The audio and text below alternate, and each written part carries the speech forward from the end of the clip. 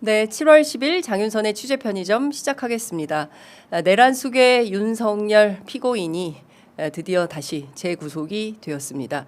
관련해서 판사 출신이시죠. 더불어민주당 김승원 의원님 모시고 자세한 말씀 여쭤보도록 하겠습니다. 어서 오십시오, 의원님. 네, 안녕하세요. 네, 평안히 잘 주무셨습니까? 밤새셨습니까? 저도 새벽 2시 넘어서까지 계속 기다리고 있다가 환호성을 지를 정도로 기뻤는데요. 그 다음에도 잘 잠이 안 오더라고요. 그래서 오늘 좀 피곤하고 몽롱한 상태인데 네. 마음은 좀 들떠 있는 상태입니다. 그러니까요. 사실 너무나 자연스럽게 그 구속 취소가 되면 안 됐던 건데, 그렇죠. 뜬금없이 직위원, 시간 심우정. 계산을 한다면서. 그러니까요. 네. 하던 대로 하면 되는데 느닷없이 원 포인트로 윤석열만 풀어주기 줬기 때문에 막 활보하고 다니는 거를 온 국민이 지켜봐야 됐던. 네. 저희가 대통령 선거 이기고 어쨌건 124일 만에 하나하나 정상으로 돌아가고 있고요. 어제도 이제 그 박정훈 대령에 대한 항소취하 무죄 확정 너무 기뻤고요. 또 뭐 이시원 전 공직기강 비서관에 대한 출국 금지, 출국 금지라든가 하나하나 다 정상으로 되찾는 그런 느낌입니다. 그러니까요. 비정상의 정상화가 이루어지고 있다. 그렇습니다. 그런데 이제 일각에서는 박정훈 대령처럼 너무 고생한, 그리고 지금 또 백혜룡 경정 고생 중이지 않습니까? 고생 중입니다. 이런 분들이 좀 그 정의로운 좀 보상 이런 게 필요한 거 아니냐. 박정훈 대령이 느닷없이 집단항명 수괴로 그러니까요. 입건이 돼서 압수수색과 또 영장 청구까지 그 모욕을 당하고, 그다음에 본인의 억울함을 풀기까지 그 혼자서 책상 하나 갖다 놓고 면벽수도 와이파이도 터지지 않는 곳에서 그냥 혼자 계속 있었다는 거 맞습니다. 아닙니까? 그 세월이 한 2년 가까이 되는데 그렇습니다. 정말 그 최혜병 영전 앞에서 너희 죽음에 억울함이 없도록 하겠다 그 맹세가 이렇게까지 큰 고난으로 이어질 줄은 몰랐을 텐데 어쨌건 박정훈 대령에게도 우리 국민들의 응원뿐만 아니라 상응하는 보상이라든가 그런 대우를 해드려야 될 것 같습니다. 네, 저는 그 구속영장 실질 심사 받던 그날의 박정훈 대령 잊혀지지가 않습니다. 저도 그 현장에 갔었는데 같이 가셨었죠. 제가 있다가 저는 이제 KBS 라디오 방송 때문에 오고, 그리고 아마 법사위원들이 나중에 오셨을 거예요. 그래서 면회실에서 한바탕 그렇습니다. 막 소동이 있고 뭐 YTN 카메라 기자고 그때 박정훈 대령을 체포해 가려고 군수사관들이 나왔었고 법사위원들이 막 뭐 하는 짓이냐라고 했고 그래서 그걸 막았는데, 그다음에 군사법원도 정문으로 출입을 안 시키고 쪽문으로 들어오라 그래서 거기서 또 그 제보한 게 접니다, 의원님. 그러신가요? 법사위에 제보한 게 저였어요. 네. 제가 그날 현장에 있었는데 그때 제가 황당했던 게 뭐였냐면 당시에 당연히 이제 법원 출구가 있지 않습니까? 그렇습니다. 그래서 법원 출구로 들어가려고 했는데 막았어요.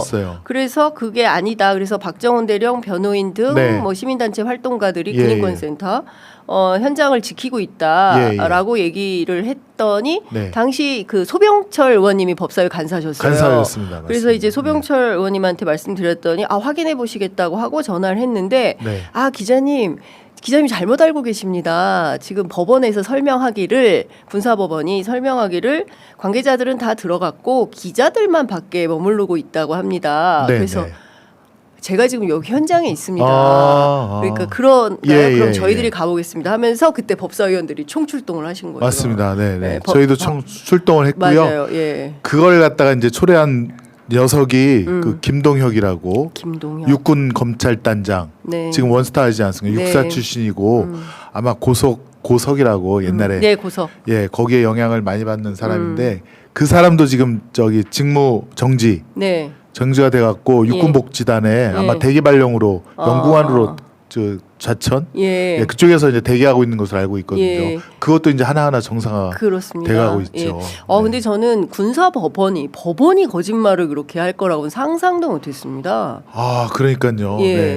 저희가 이제 지금 그 검찰 개혁, 법원 개혁, 언론 개혁, 3대 개혁이 굉장히 중요한 그 개혁 과제로 대두되고 있는데, 그래도 그 군사법원 주심 판사가 박정훈 대령에게 무죄를 선고한 그 판사고요. 그 판사가 지금 그 내란 범죄 그 군인들에 대한 재판을 네네. 하고 있어서 예. 어느 정도 안심은 되는데 예. 문제는 여기도 속도입니다. 여기도 세워라 내워라 지금 그러니까요. 하고 예. 있어서 방금 전에 속보가 들어왔는데요. 무죄가 확정된 박정훈 대령 해병대 수사단장으로 직무복귀했다는 소식이 들어와 있습니다. 수사단장으로요. 예. 다시 원래 자리로. 이제야 제자리로. 네, 네, 예. 네. 이제 그러네요. 0입니다. 0.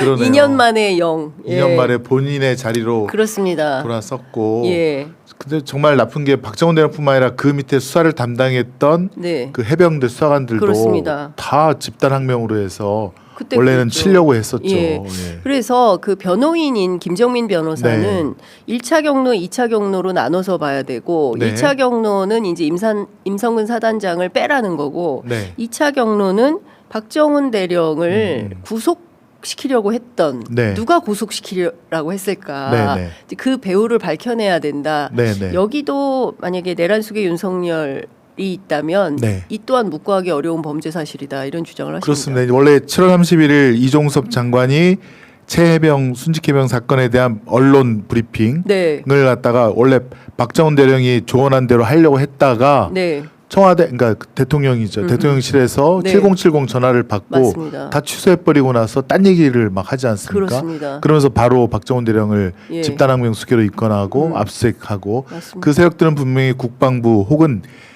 대통령실 어쨌건 그 7070은 저는 윤석열 아니면 김건희가 전화했을 거라고 생각이 예, 되는데 예. 그걸 하게 만든 그러니까 그거를 실행했던 대통령실에 예컨대 지금 이시원이라든가 주진우라든가 네. 지금 이시원도 지금 저희 출국 금지 되어 있지 그렇습니다. 않습니까? 예. 그다음에 국방부에서 거기에 협조했던 사람들이라든가 예. 다 수사 대상이 되어야 한다. 주진우 의원도 수사 자유롭지 못하죠. 예. 예, 거기에 피- 역할을 했다라고 보여지고. 피의자로 전환될 가능성도 있어요. 그런 피의자로 전환해야죠. 해야 된다. 네, 법률비서관이었고 그렇습니다. 상당히 그때 역할을 한 것으로 예. 알고 있습니다. 예. 네, 네. 그러니까 지금 새 특검이 이 무더위에 너무 바쁘게 진짜 네, 네. 예. 휴가 못 가실 것 같은데요. 아유, 예, 언감생심 네. 휴가, 예. 휴가는 내년에 가셔야 되지 네, 않을까라는 아무튼, 네, 생각이 좀 예. 드는데 어쨌든 새 특검이 이제 정신없이 이 역할을 해주고 있어서 어쨌든 대한민국이 정말 말도 안 되는 상황에서 하나하나 정상으로 돌아가고 있다. 그렇습니다. 매우 좋은 네. 시그널이다라는 생각이 좀 예. 들고 원래 이제 본 수사 기간 90일, 그다음에 30일 자체 연장, 그다음에 네. 30일 대통령 허가. 예. 그러니까 이제 150일 아닙니까? 예. 5달. 예. 5달 열심히 해주시면 국민들로부터 엄청난 신뢰와 그러니까요. 성원을 받으실 것 예. 같습니다. 그러니까 힘내시면 국민들한테 좋겠습니다. 진짜 어떤 효능감을 네, 특히 네. 이제 조은석 특검 같은 경우는 네, 네. 전광석화로 네, 네. 역대급으로 빠른 그 5G 속도라고 해야 되겠죠? 네, 네. LTE라고 그러면 안 되고. 예, 예. 그래서 굉장히 빠르게 이제 구속. 네, 네. 검사들 표현으로 꼬린 꼬린 시키고 있고. 내란 속에 꼬린을 네, 완전히 시켰습니다. 흐름을 바꿔놨고요. 그렇습니다. 네, 예. 네. 당장 이제 새벽 2시 7분. 07분에 네, 이제 구속이 돼서 발부가 됐고. 예, 그렇습니다. 네. 이제 영장이 발부돼서 지금 서울구치소에 있는 서울구치소 거죠. 예, 예. 그러면 어떻게 되는 겁니까? 이제 수임 번호도 나오고 수임으로 새롭게 나오고 예. 3평이죠. 한 10제곱미터. 3평. 예, 원래 6명이 쓰는 방을 갖다가 이제 혼자서 예. 쓰게 되는데 예. 지금은 그 지금 서울구치소가 예. 굉장히 지금은 그 밀도가 과밀입니다. 과밀. 과밀이에요. 예, 거의 뭐 120%, 150% 사이인데 예. 저도 이제 판사 시절에 얘기를 들어보니까 여름 더위가 네. 그 구속된 분들한테는 굉장히 고통이라고 들었고 그 뭐 신영복 선생님의 책에도 네. 감옥으로부터의 사색이라든가 다른 모든 분들께도 그런 얘기가 있는데 윤석열이 이제 얼린 생수 한 병 갖고 예 그걸 갖고 하루를 버텨야 되는 500ml요? 500ml 작은 거. 500ml 작은 거 얼린 생수 한 병. 예, 한 병으로. 예, 예. 2리터도 아니고. 예. 예. 그다음에 물 이제 한 병만 딱. 물 한 병으로 그럼 다른 그 구속된 분들도 다 마찬가지고요. 똑같이 누구나. 똑같이. 예. 예. 근데 지난번에는 윤석열이 최초 구속됐을 때는 어쨌건 그때는 대통령 신분이었으니까 네. 그 방도 6인실 3개 4개를 터서 그러니까요. 크게 예. 맞는 방에서 맞습니다. 예. 거기서 지냈다는 건데 헤어 메이크업 다 하고. 그렇습니다. 예. 네. 근데 이제는 이제 민간인이지 않습니까? 예. 파면 후라 예. 민간인이라 아마 이제 6인용 딱 그걸 튼 단독 독방, 네. 예, 독방에서 있을 거고, 그러니까 면적도 많이 줄어들 거고요. 네. 그다음에 뭐 대통령실에 어떤 특혜도 전혀 없고, 지난번에는 이제 또 황제 접견이라 그래서 네. 윤석열이 수감된 20일 동안 70여 차례 맞습니다. 예, 그 접견이 이루어지지 않았습니까? 그것도 이제는 허용해서는 안 된다라고 보고. 그렇습니다. 예. 그 면회객 가운데 네. 사람이 아닌 경우도 있었다. 그건 뭐죠? 뭐 음식이 들어가는 건가요? 아니 음식 말고 사람이 네. 아닌 면회객이 있었다라는 제보를 제가 받았습니다. 그러면 거기 구체적으로 누구라고는 얘기하지 않겠지만 키우던 예, 그렇습니다. 그렇군요. 예. 어쨌건 이제 구치소의 규정에 의하면 다 평등하게 똑같이 네. 처우를 해야 된다는 규정이 있습니다. 앞으로 그 이제 샤워도 많이 해야 될 텐데 네네. 네, 공동 목욕탕을 쓰게 된다면서요? 공동 목욕탕 쓸 것이고 네. 1인용 독방은 그래도 물 나오는 곳이 있어서 조금 물은 축일 수 있는 거로 네네. 제가 알고 있고요. 예. 그렇지만 이제 그 옷 같은 거는 본인이 빨아야 되지 않습니까? 빨래도 스스로. 예, 빨래도 스스로 해야죠. 물론 예. 이제 보조인이 있긴 한데 네. 그래도 이제 옷이 뭐 한두 벌, 뭐 두세 벌밖에 없으니까 그런 면에서도 여러 가지 불편함이 있을 텐데 뭐 자업자득이죠. 본인이 검사 생활 수십 년 동안 네. 얼마나 많은 사람들, 그중에 억울한 사람들을 그렇게 구속시켜서 네. 가족들 또 지인들을 괴롭히면서 수사를 해오지 않았습니까? 맞습니다. 예. 그러니까 그거에 대한 지금 그 업을 받고 있는 예. 것이다. 인과응보다. 예, 그렇게 예. 저는 생각이 듭니다. 어제 혹시 그 법원에서 네. 구치소로 가는 길에 사진이 찍혔지 않습니까? 네, 네, 네. 이제 영장실질심사 끝나고 예, 예. 나가는 표정 혹시 보셨습니까? 그 사진 자료 좀 띄워주시면 좋을 것 같은데 그 손을 한 축에 이제 찔러 넣었어요. 네, 예, 네. 그리고 이제 가고 있는 건데 예. 저 표정에서 의원님 어떤 게 좀 느껴지십니까? 구속을 예견한 것 같아요. 구속을 예견한 표정이다. 판사가 예. 이제 구속영장 발부, 그러니까 신문을 끝내기 전에 예. 마지막으로 피의자의 그 태도를 보거든요. 너의 입장은 무엇이냐? 근데 이제 언론 보도 보니까 세 가지를 물었다고 되어 있지 않습니까? 예. 근데 그 계엄 선포문 사후에 작성된 거에 대한 당신의 입장은 무엇이냐? 네. 그다음에 총기를 휴대하고 다니라 보여줘라 이런 거에 대한 것과 또 비아폰에 대해서 네네. 숨겨라. 그걸 갖다 이제 질문했다고 하는데 그건 판사가 테스트하는 거거든요. 테스트예요? 테스트죠. 예. 거짓말하지 않았습니까? 그렇죠. 입만 벌리면 거짓말을 갖다 한 개도 아니고 세 개를 전부 다 거짓말하니까 아마 이제 판사 얼굴을 보고 예. 아이씨 나 구속되겠구나. 예. 그러면서 이제 그 직감한 표정인데 이제 나오면서 허세를 부리는 거죠. 허세죠. 예. 에이 다 글렀다라고 하면서 에이 다 글렀다. 네, 그러면 예. 이제 고개를 숙이고 나오거나 예. 그 반대로 허세를 예. 부리는데 예. 윤석열 씨는 허세 예. 부리는 쪽으로 예. 저렇게 나온 것 같습니다. 그러니까 죄를 짓지 말았어야죠. 어디서 감히 내란을 일으킵니까? 그리고 거짓말을 하지 말아야죠. 예, 그러니까요. 그 입만 신복들이 다 예. 이렇게 했다라고 진실을 얘기하는데 네. 그걸 갖다가 거짓말을 한다는 게 예. 판사한테는 굉장히 그 인상을 나쁘게 한 거고 예. 구속의 필요성을 오히려 더 보충해 주는 것이기도 하며 또 이제 증거 인멸이 가장 큰 사유지 않습니까? 자기의 그 참고인들이라든가 또 다른 피고인들한테 회유나 협박으로 거짓말을 시킬 것이다라고 하는 그런 인상을 판사한테 줬기 때문에 이건 뭐 100% 구속을 할 수밖에 없는 것이죠. 네. 처음에 그 구속영장 실질심사 네. 할 때도 네. 장광설을 늘어나서 저 사람 이렇게 무슨 할 말이 이렇게 많냐 했는데 이번에도 20분 동안 혼자 얘기를 하면서 네, 네. 나는 이제 고립무원이다. 네, 혼자 네. 싸워야 된다. 동정을 좀 받으려고. 예, 그리고 변호사들까지 특검이 이렇게 공격을 하고 네, 네. 변호사들이 지금 내 주변에서 다 떨어져 나가고 있다. 예, 아니 본인이 하던 수법인데 그 변호사 사무실 압수수색 얼마나 많이 했습니까? 예. 윤석열이가 그 과거에. 예전에 조국 네, 전 조국 장관 때. 변호사들한테 그렇습니다. 압수수색하고 예. 또 다른 걸로 또 예. 대장동 사건도 뭐죠 수사 기록인가 뭐 기록 누설했다고 그래서 예. 제 기억으로 현근택 변호사님도 압수수색 맞아요. 당했고 예. 그래서 변호를 못하게 손을 띄게 만들었지 그렇습니다. 않습니까? 아니, 본인들이 해왔던 수법 아닙니까? 조은석 특검이 윤석열식으로 갚아준 겁니까? 아니 근데 이번에는 압수수색 그러니까 구속영장 청구서가 통으로 지금 오픈된 거 아닙니까? 그렇습니다. 그다음에 거기 개인 정보가 들어있는 부분도 다 오픈이 된 거고 이거는 뭐 불법이 자명한 거죠. 그러니까 이거는 수사를 안 할 수가 없는 것이고요.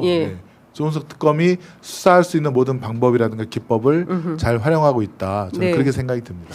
특히 이제 강의구, 그다음에 김성훈, 사실상 이제 윤석열의 충복이죠. 이 사람들을 실제로는 윤내 변호인을 붙여가지고 감시자 노릇을 시킨 거 아니냐. 그렇습니다. 근데 나가자마자 사실을 이랬거든요. 이러면서 이제 다 이제 불어버린 거죠. 근데 그런 걸 보면서 나중에 이제 그 진술 회유 같은 걸 할 수 있다. 그래서 이 사람 구속시켜야 된다라는 게 이제 조특검의 입장이었던 건데. 그렇습니다. 근데 어쩌면 이렇게 특수부는 똑같은지 예전에 대장동 사건 그 유동규가 그 진실을 말하고 있을 때도 그 수원지검 검사들이 특수부 검사들이 유동규 변호사한테 회유하려고 혹은 감시하려고 온 거 아니냐 그러면서 변호사 접견을 막은 적도 있었고요. 그런 적도 있었어요. 그러니까 똑같은 짓을 그러니까 윤석열이 그 짓을 하고 있던 거거든요. 그러니까 특수부 검사들의 DNA가 확실하게 그러니까 있는 거 아닙니까? 윤석열 측도 변호사를 갖다가 근데 누구죠? 강희구 김성원한테 붙여갖고 심은 거죠. 딴말 하는지. 그러니까 자유란 없네요. 입만 열면 자유 했는데 주변인들에 대해서 자유도 없고 본인이 고립무원이라고 하는 것은 자신의 신세한탄 비슷한 신세한탄이고 것 같기도 하고 본인의 업을 인광 그대로 예. 받고 있는 것이다 이렇게 생각이 됩니다. 예. 그리고 의원님께서 굉장히 오랫동안 추적해온 사건이 있으니 그게 바로 이른바 특검에 의해서 명명되기를 집사 게이트. 집사 게이트. 예, 김건희 특검이 상당한 이제 속도를 내고 있는 것 같습니다. 이 부분과 관련해서 너무나 의심점이 많이 있는데요. 의원님께서는 왜 이 김혜성 씨를 과거부터 이렇게 쭉 추적을 해오신 겁니까? 제가 이제 문체위에 있을 때 그때 김건희 씨가 뭐 학력 위조, 논문 위조 뭐 이런 것도 했었지만 사실 코바나 콘텐츠라고 이제 예술 전시할 때 엄청난 협찬을 받지 않았습니까? 그래서 그쪽을 이제 파다 보니까 갑자기 KBS 미디어가 등장하는 겁니다. KBS 미디어가 그 로버스트라는 회사랑 또 인터벨리라는 회사랑 어떤 공연 기획을 같이 하면서 그 공연이 적자가 나면 자기네들이 그걸 메워주겠다라고 연대 보증을 쓰거든요. 저는 깜짝 놀랐습니다. 왜냐하면 KBS는 어느 공연 기획사든 투자사든 KBS와 함께 하고 싶어하고 을 중에 을이지 KBS가 공연에 손실이 나면 그걸 보전해 준다라고 한 적이 한 번도 없거든요. 저도 처음 봅니다. 그렇죠. 언론사가 그럼요. 공영방송 KBS가 KBS랑 같이 하면 예컨대 TV에서 방영도 어마어마한 해주고 하청업체들이 광고도 해주고 그렇습니다. 그런데 그래서 왜 그런가 봤더니 거기에 코바나 콘텐츠가 전시 기획사로 공연 기획사로 들어오고 그 뒤에 윤석열이라고 하는 그 당시 대검 중수부 일과장의 힘이 보이는 겁니다. 그리고 KBS 미디어 측은 고대영 감사가 눈에 띄고요. 고대영 감사가 그 나중에는 용산 세무서장이라고 하죠. 그 누구죠? 윤우진. 그 사람이랑 골프도 치고 술도 먹고 했던 기록도 나오던데 그래서 그 연결고리를 파다 보니까 김건희가 나오고 그다음에 KBS가 그러면은 그 손해를 갖다가 보전해 주겠다고 하는 회사 로버스트와 인터베일리의 그 실제 운영자 대표가 김혜성이 나오는 겁니다. 이 사람이 뭐지? 김예성. 그러면 KBS가 원래 손실을 김혜성 회사한테 보전을 해줘야 되는데 어떻게 합의를 하냐 하면 KBS 그러니까 그 김혜성의 로버스트라는 회사가 입은 손해를 코바나 콘텐츠가 기획하는 전시에 KBS가 2번 투자를 해주겠다. 뜬금없이 김건희 회사에다가 이게 몇 년도 일이에요? 2013년도 일입니다. 2013년도. 네.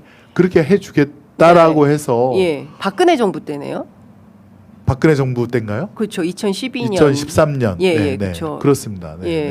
그러면 그때부터 김혜성을 파기 시작했죠. 김건희 씨와의 관계를. 예. 네. 그래서 근데 지금 그러면 로버스트라는 회사, 인터밸리라는 회사가 다 김혜성 씨 소유? 아니 그렇진 않습니다. 나중에 더 보니까 김건희 씨의 또 다른 회사와 로버스트 인터베일리가 주소지가 서로 같거나 회사의 주소지가 그다음에 이사들이 서로 겹치거나 이사진이 겹치거나 이사진이 겹치거나 그다음에 도촌동 그때 이제 김건희 씨의 엄마 최은순 씨가 도촌동에다가 이제 그렇죠, 땅을 갖다가 땅 투기하고 그럴 때 그때 이제 그 신한저축은행 잔고 확인서를 김혜성이 위조를 해주고 그렇습니다. 공범이죠. 공범이고. 근데 그게 보니까 김혜성은 약간 집사, 재산관리 시키는 대로 하는 사람 그 정도라서 저는 그 아까 말한 인터밸리라는 거 로버스트 이런 회사들이 다 김건희 혹은 그 오빠 김진우가 관련된 김진우 씨가 대표로 있는 회사도 있거든요. 그런 바지 회사, 페이퍼 컴퍼니, 그렇게 해서 다 김건희 측 소유인 회사로 그렇게 저는 생각을 하고 있습니다. 그러니까 김건희를 중심으로 해서 반개로 이른바 이제 김건희의 그 재산 관리인이라고 해야 될까요? 이종호 씨도 계좌 관리를 했던 사람 아닙니까? 그렇죠. 이 그러니까 상속도건 관련해서 알아봐야 되겠지만 김건희 씨 일가를 보면 엄마랑 오빠는 근데 땅이라든가 그다음 요양보험이라든가 눈에 보이는 데다가 많이 거기서 돈을 벌고요. 김건희 씨는 이제 주가 조작, 그다음에 이제 뭐 협찬 이런 쪽으로 BP 패밀리랑 같이 돈을 벌고 양쪽으로 좀 나누어서 그렇게 줄기를 갖다가 타고 있다가. 진짜 그런 게 막 추적하면 그런 게 좀 보입니다. 그럼 전반적으로 보면 이제 수많은 사기 사건하고 연루된 패밀리라고 볼 수 있는데 그렇습니다. 이것을 사건을 해결하려면 검사나 판사나 이런 사람들이 필요한 거 아니에요? 문제를 해결하는 데 있어서. 근데 이제 그게 이제 사실은 수면 아래에 있다가 요거는 좀 말씀드려야 될 것 같아요. 이번에 이제 그 집사 게이트가 나온 게 그 비마이카라고 이 비마이카도 김건희 일가가 활용한 회사거든요. 비마이카 이름을 바꿔서 IMS 그러니까요. 모빌리티로 바꾸지 않았습니까? 근데 거기에 도이치모터스가 50대 차를 지원해주면서 사업도 지원해주고. 근데 지금 이제 문제가 되는 거는 이게 다 연결이 되네요. 대기업과 금융기관, 특히 준공영기관이라고 하는 한국증권금융이 다 합쳐서 184억 원을 투자를 하지 않습니까? 그러니까요. 근데 그 비마이카 IMS 모빌리티가 적자 규모가 300억이 넘는 적자 회사인데 거기다 왜 수십억씩 투자를 했을까? 그리고 지금은 그 흔적도 없이 투자금은 사라지고 그래서 지금 김건희 특검이 그걸 파겠다라고 압수수색 영장을 청구했는데 법원에서 기각을 시켜버린 거 아닙니까? 그렇습니다. 그래서 지금 그게 이 뭐냐 도대체. 그래서 저희가 지금 다시 또 흥분하고 있는 것이고. 지금 지규현 같은 사람이 또 있는 건가 법원에 이런 생각이 좀 드는 건데 누가 보더라도 이 사건의 이제 압수수색 영장 특검의 압수수색 영장을 보면 이것은 뭐 압수가 필요하다라는 상당성이 있다라는 판단을 함에도 불구하고.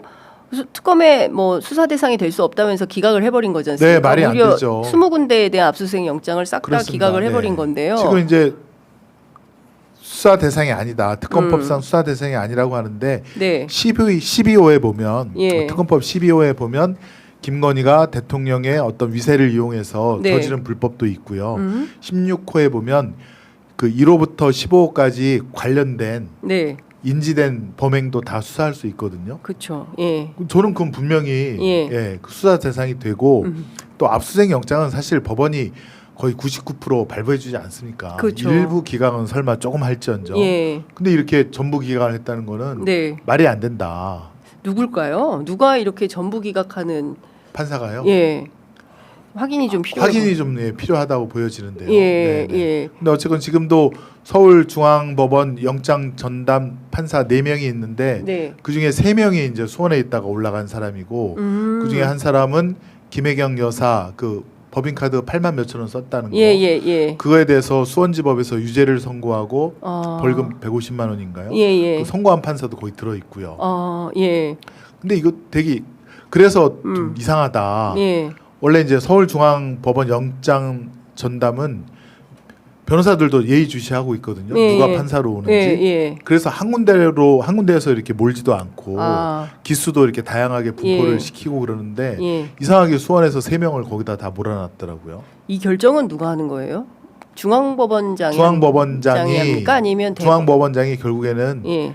그 조희대 대법원장 체제 하에서는 예. 조희대 대법원장의 예. 그런 의사가 투영되었다. 저는 그렇게 생각이 됩니다. 조희대 대법원장의 네. 힘, 네네. 입김. 예전에는 예. 법원장이라든가 이런 거를 판사들이 회의를 해서 예. 추천을 한 다음에 거기서 이제 대법원장이 선택하도록 되어 있었는데 예. 조희대 대법원장이 들어와서는 완전히 바꿔버리지 않았습니까? 양승태 그렇죠. 체제처럼 본인이 다 직접 임명해서 꽂아놓을 수 있도록. 예. 그러면 대법원장이 중앙법원장 임명해서 꽂아놓고 중앙법원장이 판사들 회의 없이 자기가 뭐 지시에 따라서 예. 어떤 영장 담당 판사들, 형사합의 판사들을 지명할 수 있는 거죠. 꽂아놓을 수 있는 거죠. 그러니까 지금 생각해 보면 그 윤석열 정부 3년간 네네. 온갖 군데에서의 퇴행이 있었는데 퇴행이 있었죠. 법원도 상당히 심각한 퇴행이 법원이 상당히 심각한 퇴행이 있었다. 예, 직위원 판사뿐만 아니라 그 예. 사법 구태타라고 하는 대법원에 예. 예. 근데 당장 이 김혜성 씨 같은 경우에는 지난 4월에 베트남으로 가족들 싹 다 데리고 갔다는 네. 거 아닙니까? 네네. 그리고 이제 몇 가지 더 여쭤봐야 되는데 이 사람 데리고 와야 되는데 여권 무효화 조치를 하면 네. 바로 베트남 정부하고 협력해서 일단은 그 184억 원 투자 받은 것을 김혜성이 42억 원은 자기 개인 돈이라고 해서 예. 슈킹했다고 표현을 하던데요. 슈킹? 자기 가져간 거죠. 예. 내가 먹었다. 네, 네, 예, 네. 42억은. 42억. 예. 이성민 장관도 집에서 뭐 30여 원 30명이 가까이 나왔다는 거잖아요. 나왔다고 하는 건데 예. 한때 파면을 대비해서 예. 다 현금화 시켜 놓은 다음에 외국으로 날린 게 아닌가 그런 생각이 좀 들고요. 이상민 장관도요? 그건 어디다 쓸렸는지는 더 수사를 해봐야 될 것 같은데요. 예. 네네. 근데 아무튼 김혜성 씨가 베트남으로 가족들과 함께 날른 것으로 보이고, 네. 그다음에 그러면 이제 지금 특검에서는 여권을 무효화시켜서 범죄자 송환 네. 시켜서 들고 오겠다라고 이제 의지를 표명하지 예. 않았습니까? 예. 곧 이루어질 것 같고 저희가 이제 그 특검 수사 인원들을 좀 넉넉하게 드렸거든요. 네. 특검법 통과할 때 잘 예. 잡아오는 분들이 있습니다. 경찰관 중에. 경찰관 중에 아주 잘 잡아옵니다. 예. 그런 분 보내면 네. 벌써 가 있는 거 아닙니까? 베트남에 있을 것 김건희 같습니다. 특검의 예, 베트남 특파. 네, 예. 네, 네. 근데 어디 있는지 이런 거는 금방 확인될 거 아닙니까? 여권 추적하면 이 사람이 지금 어디에 있다. 뭐 베트남 주소지 내에서 같은 이제 또 막 돌아다니거나 피해 다닐 수 있을 것 같은데 네. 뭐 맘만 먹으면 예. 뭐 교민 사회에서라든가 그렇죠. 잘 잡아올 겁니다. 이 또 교민들이 네. 빠릅니다. 아, 그렇죠. 열받죠. 네, 나라를 네, 나라를 거덜내려고 했던 사람들이기 때문에 그렇습니다. 예, 네. 한국 교민들이 아마 네. 김혜성 베트남에 계신 현지 교민들이 김혜성 네. 잡으러 돌아다니지 않을까. 아니, 여기 있어요라고 신고 좀 맞습니다. 해주시면 네. 좋을 것 같습니다. 정말 교민들께서도 윤석열이가요. 취재 편의점에 윤석열이가 10월 1일 날 그 국군의 날 무력 시위가 아니라 그 아무튼 그거 네. 하지 않습니까? 예. 군사 이렇게 퍼레이드 했죠. 예. 하고 나서 그날 밤에 그 공수장 보면 김용현, 뭐 여인영, 뭐보다 이진우 사령관. 네. 밥 먹고 술 먹으면서 네. 야 나 못 있겠다. 그러니까. 비상대권 네. 하자라고 예. 얘기를 했다라고 나옵니다 공수장에. 예. 그 다음부터 이틀 후에 10월 3일 날, 9일 날, 10일 날 그 덜 떨어진 무인기가 북한으로 예민한 곳으로 갔다는 거 아닙니까? 네. 그 중에 하나는 또 그냥 그렇죠. 추락해서 발견이 북한한테 걸려갖고 되고. 예. 창피하게. 예. 그래서 그 10월 11일 날 작년 10월 11일 날 저희 법사위 군사법원 국감이었는데요. 네. 김용현 장관이 나왔어요. 아니 처음에는 무인기를 우리가 안 보냈다라고 당당하게 얘기하더니 왜 지금에 와서는 말해줄 수 없다라고 입장을 바꿨느냐. 네. 그랬더니 뭐 김용현이가 뭐 어쩌고 저쩌고 막 하던데 그때 위증 때문에 그 말을 바꾼 건지는 뭔지는 모르지만 네. 어쨌건 윤석열이가 그러니까 북한과의 교전을 도발을 자꾸 일으키려고 무인기를 3번이나 보냈고요. 그다음에 그게 안 되니까 11월 18일 날 그 오물풍선 원점 타격을 하자. 네. 그러니까 북한 영토에다가 미사일 혹은 포를 쏘자라는 작전 회의를 그렇습니다. 하고 28일 날 김명수 합참한테 미사일 쏘라고 지시를 했습니다. 그러니까. 쏘자가 아니라 지시를 했는데 김명수가 그거를 일단 뭐 거부했다라고 지금 알려진 거 아닙니까? 그러니까 이제 윤석열이가 참다가 아니라 이것도 안 되고 저것도 안 되니까 노상원이가 12월 3일 계엄 선포 직전에 김용현 그 집에 관저에 매일 갔다는 거 아닙니까? 그렇죠. 공관에 가가지고 계엄을 모의했다. 계엄하고 또 수거 대상 또 막 얘기하고 그러더니 결국 12월 3일 날 계엄을 선포한 거 아니겠습니까? 그러니까 진짜 북한이 예컨대 대응 사격을 했거나 아니면 뭐 총기 난사라도 아니 뭐 총기라도 그 시전을 했으면 그게 국지전 전쟁으로 이어졌고 그 윤석열은 분명히 비상계엄, 전쟁계엄을 선포했을 겁니다. 그러니까요. 나라가 거덜날 뻔했죠. 그렇습니다. 특히 지금 보면 카카오 모빌리티는 30억, 그 다음에 HS 효성은 35억을 IMS에 투자를 했다는 건데 그렇습니다. 이게 사실상 자본 잠식인 회사에 그 아무것도 없는 회사에 그 대기업들이 넣을 때는 민원이 다 있었던 거 아닙니까? 네, 그렇습니다. 근데 보면 실제로 카카오 모빌리티는 금감원의 감리 시기하고 겹친다는 거예요. 언론 보도에 따르면. 네, 그 택시 카카오 택시 콜 때문에 공정위 그때 수사받고 있었거든요. 조사받고 있었거든요. 그러면 혹시 관련해서 이복현 금감원장도 경우에 따라서는 수사 대상이 될 수 있겠습니까? 뭐 이게 관련이 있을까요? 글쎄 그건 그 민간 기업 투자라서 금감원 금융위가 그런 그 약간 뇌물성 협찬에 투자에 그걸 못 받는지에 대한 고의가 있었는지 과실이 있었는지는 좀 봐야 될 것 같고요.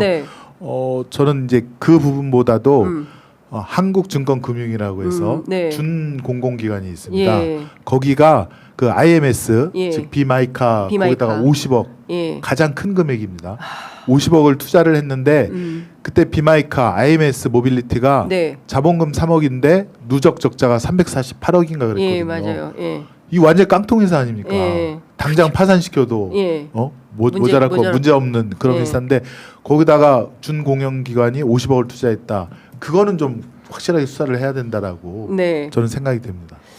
그러니까 종합하면 비상계엄 통해서 내란을 일으켜서 나라를 그냥 거덜내고 그냥 나라를 다 말아드실 생각을 했다. 그 부인은 지금 해온 행각을 보니 김건희도 빨리 불러서 조사를 하고 구속시켜야 되는 거 아닙니까? 네, 그러니까 그런 계엄을 선포하고 결국에는 이제 장기 독재 정권을 획책하려고 노상원 수첩대로 중국식, 러시아식 뭐 총통제 비슷하게 대한민국으로 국가 체제를 바꾸려고 한 거 아니겠습니까? 그 이유가 자기들한테 그 예컨대 대통령 퇴임 후 들어올지 모르는 수사를 막기 위해서 단지 그 이유로 이 대한민국을 거덜내려고 했던 윤석열과 김건희에 대해서는 정말 다시는 이런 일이 없도록 철저하게 수사를 해야 되고 예전에 노태우 전두환 그렇게 광주 국민들 시민들을 학살에 가까운 그 일을 하고도 멀쩡하게 잘 먹고 잘 살았어요. 장수 누리고 죽을 때까지. 그러지 않았습니까? 끝까지 사과 한마디 안 했습니다. 그런 것들이 선례가 있으니까 이자들이 과감하게 또 이런 짓을 한 게 아닌가. 그렇습니다. 이번에 반드시 역사에 어떤 그 분명한 단죄를 시켜야 된다라고 저는 생각이 됩니다. 그 어떤 상황이 있더라도 의원님 사면은 없다 한마디 해주세요. 그 내란 특검법 이번에 우리 그 박찬대 내란 특별법? 내란 특별법 박찬대 후보가 발의한 저희 100 몇십 명이 이제 공동 발의했는데요. 거기에는 사면 없다. 사면은 없다. 사면 없다. 당론으로 좀 해주세요. 가석방도 없다. 가석방도 없다. 그리고 진실을 밝히는데 협조하거나 거기에 어쩔 수 없이 따랐던 사람들이 참여를 하면 거기에는 참작해주겠다. 역사를 똑바로 써야 됩니다. 지금 그렇습니다. 뭐 국민의힘에서는 뭐 레지스탕스, 뭐 내란 특별법에 맞춰서 무슨 뭐 독재, 뭐라 그랬더라? 독재 무슨 특별법? 뭐 이런 거를 내겠다고 나서고 있는데 이제 말도 안 되는 소리 하는 거 아닙니까? 국민의힘은 우리나라 헌법이라든가 우리 민주주의가 그 기대하는 예정하는 정당은 아니죠. 그렇습니다. 정당은 정당의 민주주의가 있어야 되는데 윤석열 한마디에 모든 공천이 왔다 갔다 하고 해산도 필요한 정당 아닙니까 이거? 해산이 아니 이거 법적으로는 해산 대상이죠. 그러니까요. 내란을 일으킨 정당인데요. 그렇습니다. 내란을 일으키고 동조하고 윤석열 탄핵에 대해서 계속 반대하고 그랬던 정당입니다. 그렇습니다. 예. 네. 오늘 저기 삼부토건도 여쭤보고 해야 되는데 너무 현안이 많아서 다 미처 여쭤보질 못해서 다음 주에 또 나오세요. 다음 주에 또 모시고 다음 주에는 정무위 현안이기도 한 삼부토건 문제도 좀 여쭤보도록 하겠습니다. 자, 얼른 또 수원에 가셔야 돼가지고 이제 그만 보내드리도록 하겠습니다. 의원님 말씀 잘 들었습니다. 고맙습니다. 고맙습니다.